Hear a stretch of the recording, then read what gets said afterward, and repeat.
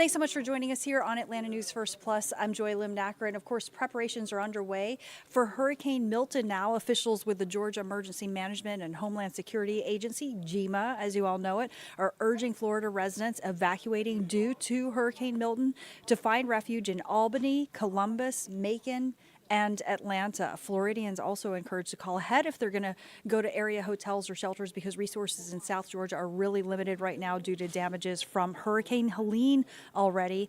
And just yesterday afternoon, Atlanta Motor Speedway announced it would be hosting evacuees free of charge at its site in Hampton. And at the same time, so many people, they're dealing with recovery themselves. They're dealing with, the stress of rebuilding from the last hurricane, Helene, and now we're expecting Hurricane Milton, and we're helping evacuees. So there's so many things happening. Obviously, could impact our mental health. For that, we want to bring in our expert, Lex Remillard, joining us from Altior Healthcare. Thank you so much for being with us, Lex. Thank you so much for having me. So I think, it's safe to say there is a lot of stress and anxiety around the region here in Georgia because it's a 1-2 punch. We had Hurricane Helene. Now we're looking at Hurricane Milton, watching what's happening with that. What's your advice for people dealing with these various situations and trying to juggle it all? Sure, Joy. First we have to go to some of the common reactions that adults and children will have after a disaster. Some of them are trouble falling asleep or staying asleep, sadness, depression, hyperactivity, irritability, anger, tons of anger, having no feelings, feeling numb. That's a reaction to PTSD, trauma, lack of energy, a feeling of being exhausted all the time, lack of appetite, trouble concentrating, social isolation, reduced or restricted activities, thinking no one else is having the same reactions as you, headaches, stomach aches, other somatic issues of the body, and then misusing alcohol, tobacco, and drugs to cope with stress and sadness. You So know, those are that's some of the people have. Well, it's so interesting. I think so. Actually, our executive producer for digital, Maria Moreau, she pitched the idea. She was really her idea to invite you on and to talk about mental health. Thank you, Maria. Thank you, Maria, and thank you for participating. But when Maria said to me, a lot of folks I think are having anxiety or are already feeling stressed because we're recovering Yep. from one hurricane. Now we're preparing for next. Until she said that, I was not conscious that I was having that. And I wasn't even Right. conscious that this was normal, because I thought, oh, I guess this is normal, and I was holding this in and I suddenly felt relieved and realizing it was normal. Yes. So the first thing that happened is she talked about the truth. And then your reaction was, oh, this is happening. And someone else understands it and is in the same position. Half of getting out of a traumatic situation is talking with someone else and gaining some insight into what you're experiencing. One of the first things we do, human beings in general, to get through difficult times that are beyond what's normal is we go into overdrive. We go into something called hypervigilance or vigilance. And that's where our mind kind of shuts off and we get into action. And sometimes we just stay in that action and that can become PTSD. So there's a time and a place for staying into action. And then after the danger is past, the reconstructive and reconciliation of what just happened. Yeah, no, that's so interesting. And Mm-hmm. I think this is, I don't want to editorialize, but everyone has their Mm-hmm. own unique set of circumstances. My Yes. family, we have a horse farm. And so, we were dealing with some different damage, some trees uprooted that took down some fences and some flooding and some of the pastures being flooded.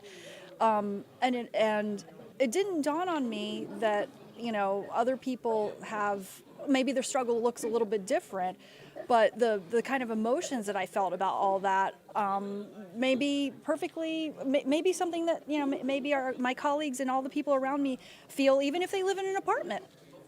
Absolutely. Yeah, everyone's emotional system will it'll be a reaction to the context in which they live.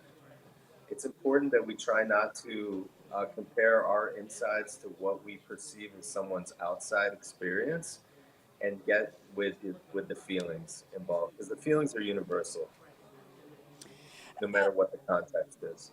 And I imagine that even folks who, are maybe if they do live in an apartment, if that just happens to be the situation, just even reading about, hearing about, looking at the images, thinking about what is to come, what's already happened, the crises that are affecting so many people, from Helene, and then anticipating what's going to happen next. Even just knowing what's going on can have a psychological impact. Yes, I think it's important that we talk about some steps that we can take post uh, tragedy or disaster.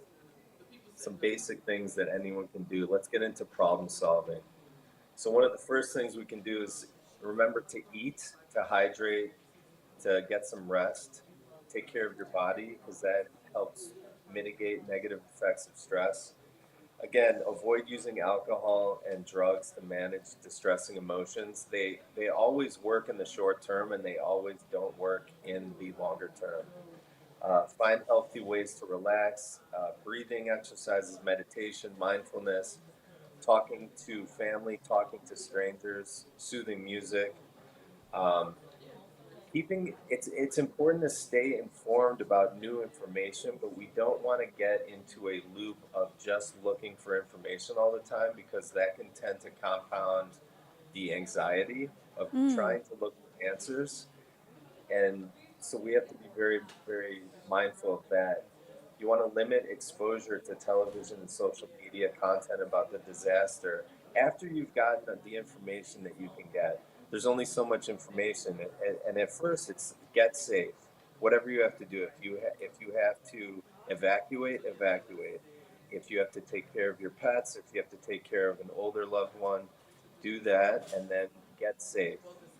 Um, Stay connected with friends, family, neighbors, colleagues, and give and receive support. Sometimes when we're in a distressful situation and we feel like the world is against us, in a counterintuitive fashion, the most important thing is to try and be helpful to another human being, because that tends to get us out of our head and get us into action. When we're into action, we feel better, no matter what it is, even if it's in a crisis. Learn what the local healthcare is available to you, what resources are available. Remind yourself and others that it's normal to have many different feelings, such as good days and bad days, as a natural part of recovery. Seek assistance from healthcare professionals if your distress remains high after several weeks. There's also a phone number you can call. It's called the Disaster Distress Helpline. 1-800-985-5990. This is the phone number for the Disaster Distress Helpline, 1-800-985-5990. So that is a nationwide number you can call. Also, there's a National Crisis Lifeline. You can chat at 988lifeline.org. So these are all helpful things that we can do. Um, any other piece of advice for coping? Because that really resonated with me when you said at some point you got to kind of shift gears and stop with the action and gathering information, because that can just make anxiety worse. Which in a Yes, newsroom, that's all we do is gather information. exactly. So how do people strike that balance? They want to know what's coming next, with Hurricane Milton, how it's going to impact them. How do you strike a Hmm. balance? When do you kind of say, okay, it's time for me to just take a break and think about my mental health, my physical health? Well, one of the advantages, and I know many Floridians are not going to feel like this is an advantage, but they have been through something like this before. Anyone who's lived in Florida has been through radical weather systems, and this one, it remains to be seen how it will actually affect the land and the people. It looks bad, right? But Floridians and anyone that lives on the Gulf Coast has been through radical things before, and that is, we would say that that is actually really helpful as experience. So it's important to go back to yourself, to your life experience, and remember that you've been through something like this before. This isn't your first go at it. And then for younger people or people that have never been through this, you can actually be helpful to them. And it's important to let people know, listen, we're gonna get through this together.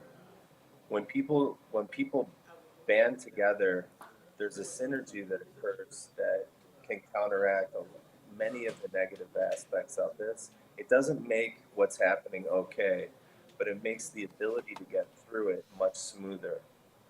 So we have to stick together Yeah, and comfort one another. that's And I know that that's it's like a magical bullet, but it's very helpful. yeah, that's great. That's great advice. Any final thoughts before Mhm. we let you go?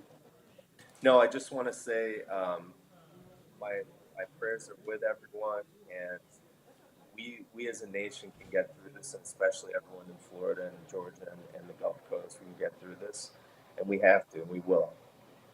Absolutely. Well, thank you so Okay. much, Lex Remillard, with Altior Healthcare, for your Thank you very much. expertise. Thank you. It's been a pleasure.